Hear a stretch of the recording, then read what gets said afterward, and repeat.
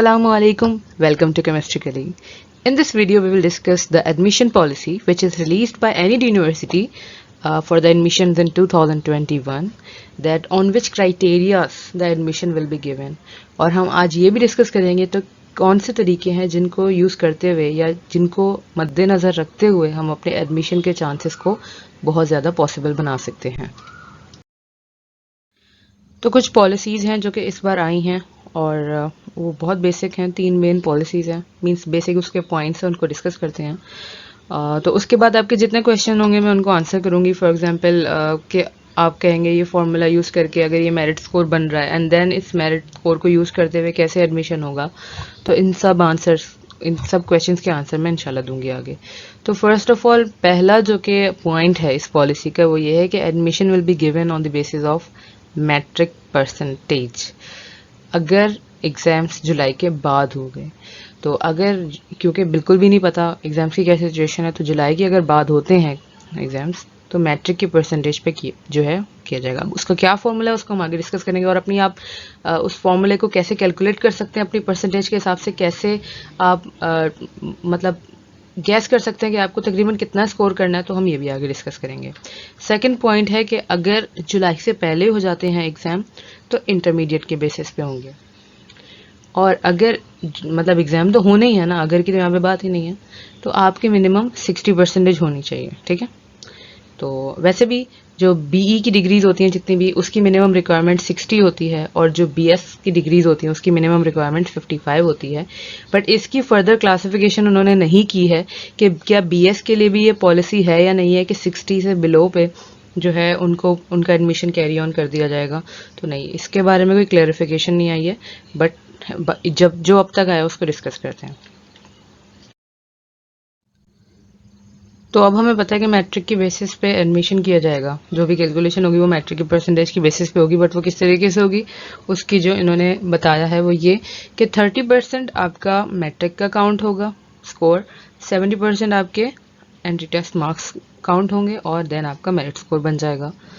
तो इसका सिंपल मतलब ये है कि आपका जो फाइनल मेरिट स्कोर है या आपका मेरिट नंबर जो है वो किस तरीके से बनेगा कि आप अपनी मैट्रिक की परसेंटेज को 0.3 से मल्टीप्लाई कराएंगे, मीन्स उसका 30% निकाल लेंगे, एंड देन टेस्ट स्कोर को भी 0.7 से मल्टीप्लाई कराएंगे। ठीक है, उसका भी 100 में से आप 70% निकाल लेंगे and then they both will combine to make that 100%।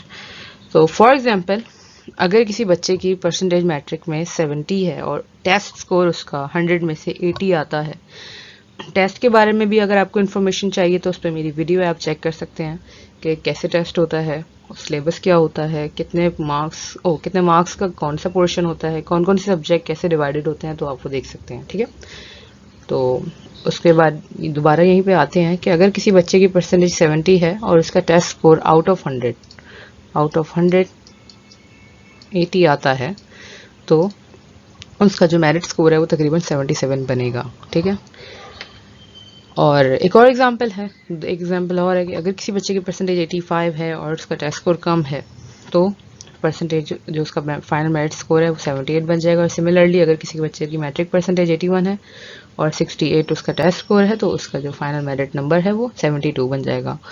Now अब ये जो आपका मेरिट नंबर आ गया, ठीक है, अब इन बेसिस पे आपकी मेरिट लिस्ट तैयार की जाएगी।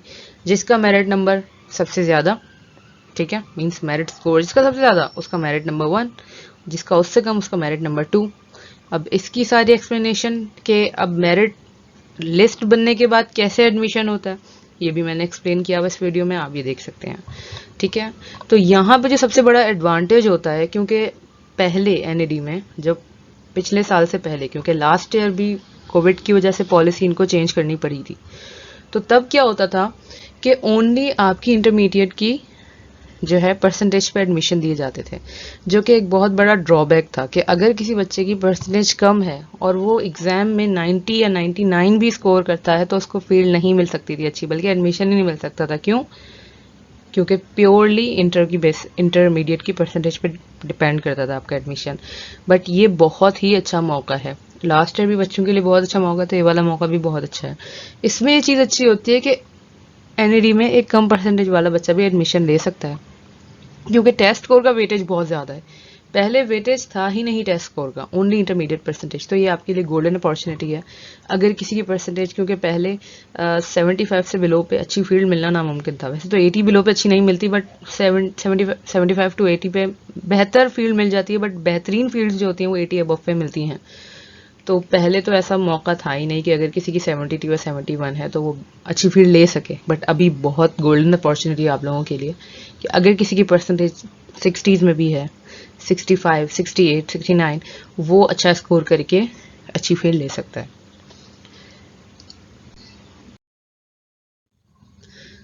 तो अच्छा, अब आ जाते हैं दूसरी पॉसिबिलिटी की तरफ कि अगर एग्जाम्स होते हैं जुलाई के बाद तो अब क्या होगा। तो सिंपल कुछ भी नहीं होगा, जो सेम फॉर्मूला था ना उसमें मैट्रिक की जगह इंटर आ जाएगा, दैट्स इट, सिंपली। ठीक है, कि जहाँ मैट्रिक है वहाँ इंटर आ जाएगा, वहाँ पे उसकी। और इसकी फर्दर क्लासिफिकेशन भी अगर वो बाद में करते हैं तो उनकी मर्जी, बट अभी तक के लिए यही है। अब देखते हैं कि एग्जाम जुलाई से पहले होते हैं या बाद में, और अगर जुलाई के बाद होते हैं तो देखते हैं क्या पॉलिसी में चेंजेस आते हैं, बट जो अभी तक का है यही होगा। ठीक है,